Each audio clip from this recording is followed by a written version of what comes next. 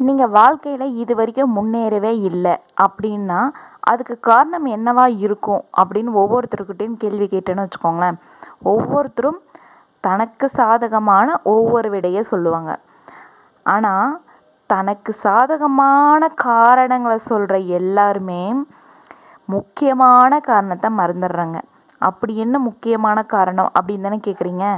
அந்த காரணம் என்ன அப்படின்னு நீங்கள் தெரிஞ்சுக்கணுன்னா இந்த கதையை முழுமையாக கேளுங்க. வாங்க கதைக்குள்ளே போகலாம். ஒரு ரொம்ப செல்வாக்கு மிகுந்த செழிப்பு மிகுந்த ஒரு நாடு. அந்த நாட்டில் ஒரு அமைச்சர் ரொம்பவும் புகழ் பெற்றிருந்தார். ஏன் அப்படின்னா அவர் எந்த மாதிரியான சிக்கலான முடிச்சுகளை கூட ரொம்ப சுலபமாக கழட்டும் அந்த அளவுக்கு அறிவாளியும் சொல்லலாம், ரொம்ப திறமைசாலி அப்படின்னு சொல்லலாம். அந்த அளவுக்கு திறமைசாலியாக இருக்கிறதுனால அந்த நாட்டில் இருந்த ஆட்சி ரொம்பவுமே சிறப்பாகவே இருந்தது. ரொம்ப சிறப்பாக ஆட்சி புரிஞ்சுக்கிட்டு இருந்த அந்த நாட்டில் அந்த அமைச்சரின் புகழை தெரிஞ்சுக்கிட்ட பக்கத்து நாட்டில் இருக்கிறவங்களும் அதே தானமா. ஏதாவது பிரச்சனைகள் அப்படின்னா முதல்ல இந்த அமைச்சரை சந்திப்பாங்க, தன்னோட பிரச்சனைகளை சொல்லுவாங்க, அதுக்கான வழியும் சொல்லி அனுப்புவார். இந்த மாதிரி கொஞ்ச நாள் கடந்து போகுது. அப்போ தன்னோட நாட்டிலிருந்து பக்கத்து நாட்டில் ஒரு பெரும் கஷ்டம். அதனால் அந்த நாட்டை சேர்ந்த 2 தலையாயர்கள் அப்படின்னா அந்த நாட்டில் இருக்கிற மக்களுக்கு என்ன பிரச்சனைகள் என்ன தேவை அப்படின்றத மக்களால் நேரடியாக சொல்ல முடியாது இல்லைங்களா. அரசரை பார்த்து நேரடியாக சொல்லணும் அப்படின்னா சாதாரண பாமர மக்களால் முடியாது. அதுக்காக அவங்களுக்காக ஒரு தலைவரை உருவாக்கப்பட்டவர்கள் தான் இந்த தலையாயர்கள். இவங்க இந்த அமைச்சரை பார்க்குறதுக்காக வராங்க. எதுக்கு வராங்க அப்படின்னா அவங்க நாட்டில் மழை கிடையாது. அவங்க நாட்டில் அதிகமாக விளையிறது கோதுமை தான். ஆனால் இந்த முறை மழை இல்லாமல் ரொம்ப வறண்டு போனதுனால சாப்பாட்டுக்கே பஞ்சம் வந்துருச்சு. வேறு வழியும் இல்லை. அதனால் அந்த அமைச்சரை பார்த்து ஏதாவது உதவியை வாங்கிட்டு போகலாம் அப்படின்றதுக்காக அவங்க 2 பேரும் வந்திருப்பாங்க. அப்போ தன்னோட கிராமத்தோடையும் தன் நாட்டோட சூழ்நிலையும் எடுத்து சொல்கிறாங்க 2 பேரும். அப்போ அந்த அமைச்சரும் மனம் இறங்கி, சரி இந்த முறை உங்களுக்கு தேவையான நெல் மூட்டைகள் எங்கள் நாட்டிலேருந்து உங்களுக்காக வழங்கப்படும் அப்படின்னு சொல்லிட்டு அதுவும் 1 வருட காலத்திற்கு தேவையான நெல் மூட்டைகளை அனுப்பி வைக்கிறாங்க. ஆனால் அதே அந்த அமைச்சர் ஒரு சில யோசனைகளும் சொல்கிறாரு. என்ன அப்படின்னா அந்த நாடுகளோட குறுக்கில் ஒரு ஆறு பாயுது. அந்த ஆறை நீங்கள் உங்களோட நாட்டுக்குள்ளே குளம் வெட்டி அந்த தண்ணீரை சேகரிச்சுக்கலாம். அது மட்டும் கிடையாது, அங்கே கிணறுகளையும் வெட்டி உங்கள் நாட்டுக்கு தேவையான தண்ணீரை அந்த ஆற்றிலிருந்து எடுத்து விவசாயத்தை நல்லபடியாக செஞ்சீங்க அப்படின்னா உங்கள் நாடு செழிச்சிருக்கும் அப்படின்னு சொல்லிட்டு பல யோசனைகளையும் கொடுத்து அந்த நெல் மூட்டைகளையும் அனுப்பி வைக்கிறாரு. அந்த 1 வருட காலம் அந்த நாடு எப்படியோ ஓரளவுக்கு தன்னோட வறுமையை சமாளிச்சிருச்சு. 1 வருட காலம் முடியுது. திரும்பவும் அதே 2 தலையாயர்களும் வராங்க. வரும்போது ஏன் இந்த முறையும் வந்திருக்கீங்க அப்படின்னு சொல்லிட்டு இந்த அமைச்சர் கேட்குறாரு. அதுக்கு 2 தலையாயர்களுமே பல காரணங்களை சொல்கிறாங்க. என்ன அப்படின்னா முதல் தலையாயர் என்ன சொல்கிறா அப்படின்னா, என்னோட நாட்டில் குளம் வெட்டுறதுக்கும் கிணறு வெட்டுறதுக்கும் யாரும் தயாராக இல்லை. எல்லாருமே சோம்பேறித்தனமாக இருக்காங்க. யாரை கேட்டாலும் எனக்கு அதுக்கும் சம்மந்தம் இல்லை, நாங்கள் வெட்டணும்னு அவசியம் இல்லை அப்படின்னு சொல்லிட்டு ரொம்ப சாதாரணமாக கடந்து போயிடுறாங்க அப்படின்னு சொல்லிட்டு சொல்கிறாங்க. இன்னொரு அமைச்சரும் ஏதோ எங்களால் முடிஞ்ச அளவுக்கு வேலையை ஆரம்பிச்சிருக்கும், விரைவாக முடிச்சிருவோம், இந்த 1 வருட காலம் மட்டும் எங்களுக்கு உதவி பண்ணுங்க, அடுத்த வருடம் கண்டிப்பாக எங்களோட நாடை நாங்களே செழிப்பாக மாற்றிக்கொள்ள முடியும் அப்படின்னு சொல்லிட்டு சொல்கிறாங்க. அப்போ அந்த அமைச்சர் சொல்கிறாரு, நீங்கள் சும்மாவே நாட்டுக்காக வேலை செய்ய வாங்க அப்படின்னா யாரும் வரமாட்டாங்க. அதனால நீங்கள் என்ன பண்ணுறீங்கன்னா உங்கள் நாட்டில் இருக்கிற எல்லார்கிட்டேயும் செல்வாக்கு மிகுந்தவர்கிட்டையும் சரி தன்னால் முடிஞ்ச அளவுக்கு நிதியை திரட்டி அந்த நிதியிலிருந்து அவங்களுக்கு சம்பளமாக ஏதாவது கொடுத்தீங்க அப்படின்னா அவங்க தட்டாமல் வேலைக்கு வருவாங்க.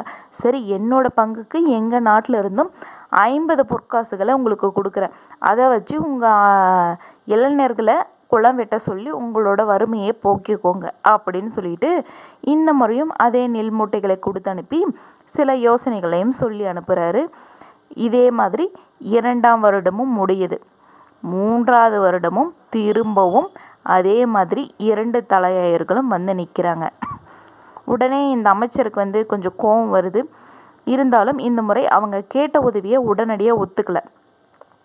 நான் போன முறையே சொன்னனே, குளம் வெட்ட சொல்லி கிணறு வெட்ட சொல்லி, யாரும் வெட்டலையா?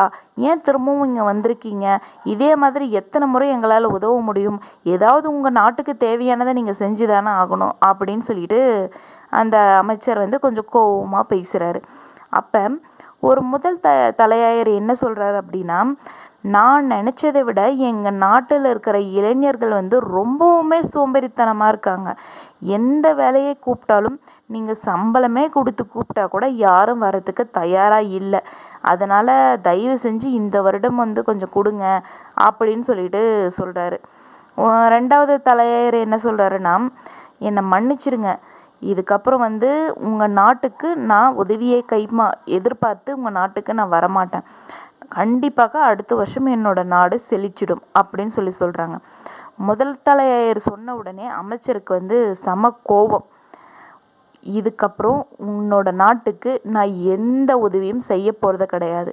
அது மட்டும் கிடையாது, நீ தலையாயராக இருக்கிறதுக்கான எந்த தகுதியும் உனக்கு இல்லை. அதனால் உடனடியாக உன்னோட வேலை பறிக்கப்படுது அப்படின்னு சொல்லிட்டு அவரை திட்டி அவரோட வேலையை பறிச்சுக்கிட்டு அனுப்பிடுறாங்க. 2வது தலையாயருக்கு மட்டும் சரின்னு சொல்லிட்டு அவருக்கு தேவையான உதவிகளை செஞ்சு நெல் மூட்டைகளையும் அனுப்பி வைக்கிறாரு. அப்போ முதல் தலையாயருக்கு ஒரே கோவம். என்ன, அவர் சொன்னதை தான் நானும் சொன்னேன், ஆனால் அவர் மன்னிச்சிருங்க அப்படின்னு சொல்லிட்டு கேட்டார். மன்னிப்பு கேட்டால் நான் என்ன நடந்ததோ அதை தானே சொன்னேன், அதை விட்டுட்டு அவருக்கு மட்டும் உதவி பண்ணுறாரு, என்ன வேலையை விட்டு தூக்கிட்டாரு, இது என்ன நியாயம் அப்படின்னு சொல்லிட்டு அந்த நாட்டு அரசர்கிட்ட போய் முறையிடுறாரு.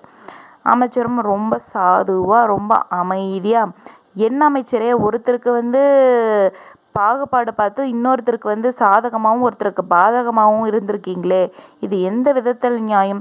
செஞ்சால் 2 பேருக்கும் உதவியை ஒன்றா தானே செஞ்சுருக்கணும் அப்படின்னு சொல்லிட்டு அரசர் கேட்குறாரு. அதுக்கு அமைச்சர் ரொம்பவும் கூட அலட்டிக்காமல் ரொம்ப பொறுமையாக சொல்கிறாரு. அரசே, அவர் சொன்ன காரணங்கள் எனக்கு கஷ்டத்தை கொடுக்கல. 2வது தலையாயரும் அதே தான் சொன்னார். அவர் மன்னிப்பு கேட்டு சொன்னார். ஆனால் அவர் மன்னிப்பு கேட்டதுனால நான் மனமிறங்கி அவருக்கு உதவியை செய்யலை. முதல் தலையாயர் தன்னோட நாடு முன்னேற்றத்துக்காகவும் பொருளாதார வளர்ச்சிக்காகவும் நான் சொன்ன எந்த விதமான குறிப்புகளையும் அவர் பயன்படுத்தவே இல்லை. இது வரைக்கும் அவர் நாட்டுக்காக எந்த முயற்சியுமே எடுக்கலை. எது சொன்னாலும் எல்லாத்துக்கும் முதல்ல காரணங்களை மட்டும்தான் சொல்கிறாரே தவிர எந்த முயற்சியும் இது வரைக்கும் எடுக்கவே இல்லை. ஆனால் 2வது தலையாயர் என்ன பண்ணாருன்னா, முதல் வருடம் நான் நெல் கொடுக்கும்போது உங்கள் நாட்டுக்கு தேவையான குளங்களையும் கிணறுகளையும் நீங்களே வெட்டிக்கி உங்களோட தேவையான நீர் இருப்புகளை நீங்கள் எடுத்துக்கிட்டீங்க அப்படின்னா உங்களோட நாடு செழிக்கும் அப்படின்னு நான் சொன்னேன். அதனால் முதல் வருடம் வரும்போது அவங்க குளம் வெட்ட ஆயத்தமாக அனைத்து வேலைகளையும் செய்ய ஆரம்பிச்சிருந்தாங்க. 2வது வருடம் ஓரளவுக்கு குளங்களை வெட்டி முடியும் தருவாயில் அவங்களோட கால இருப்பு முடிஞ்சு போச்சு. அதனால் அவங்களுக்கு தேவையான உணவுப் பொருள் தீர்ந்ததுனால இந்த வருடமும் வந்தாங்க. ஆனால் கண்டிப்பாக அடுத்த வருடம் அவங்க வரமாட்டாங்க. குளம் வெட்டு வேலையும் ஓரளவுக்கு எல்லாமே முடிந்து விட்டது. அடுத்த வருடம் அவங்க தண்ணீரை சேகரித்து விவசாயமும் செய்ய ஆரம்பிச்சிடுவாங்க. அதனால தான் நான் ஒவ்வொரு முறையும் அவங்களுக்கு நிதி வழங்கும் போது அவங்களோட நாட்டை போய் ஆராய்ந்து அவங்க எந்த அளவுக்கு வேலைகள் செஞ்சுருக்காங்க அப்படின்றத பார்த்ததுக்கு அப்புறம் தான் நான் அவங்களுக்கு நிதிகளை வழங்கினேன். முதல் தலையாயர் அதுக்கான எந்த நடவடிக்கையிலும் ஈடுபடலை. 2வது தலையாயர் ஒவ்வொரு முறையும் வரும்போது அதுக்கான வேலைகளை தொடங்கி ஆரம்பித்து அது முடியும் அளவுக்கு ஓரளவுக்கு எல்லா விதமான வேலைகளையும் செஞ்சுருந்தார். அதுக்காக தான் அவர் கேட்ட உதவியை நான் செஞ்சேன் அப்படின்னு சொல்லிட்டு ரொம்ப அழகாக சொல்லி முடிப்பார். அதை கேட்ட உடனே முதல் தலையாயருக்கு தன்னோட தவறு புரிஞ்சு இதுக்கப்புறம் நம்ம பருப்பு வேகாது அப்படின்னு சொல்லிட்டு மன்னிப்பு கேட்டுட்டு கிளம்பி போயிடுறாரு.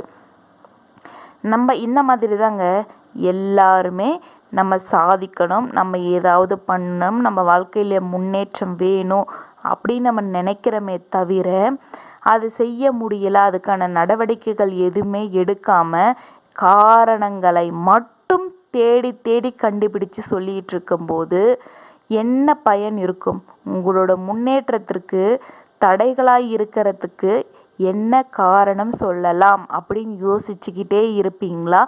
இல்லை இரண்டாவது தலையாயர் மாதிரி ஒவ்வொரு முறையும் ஒவ்வொரு நிமிடமும் தன்னோட முன்னேற்றத்திற்கு என்ன வழிவகுக்கணும் அப்படின்னு அடுத்த கட்டத்திற்கு நகரவீங்களா? இதுலேருந்தே தெரிஞ்சிருக்கும் உங்களோட முன்னேற்றத்திற்கு காரணம் என்ன.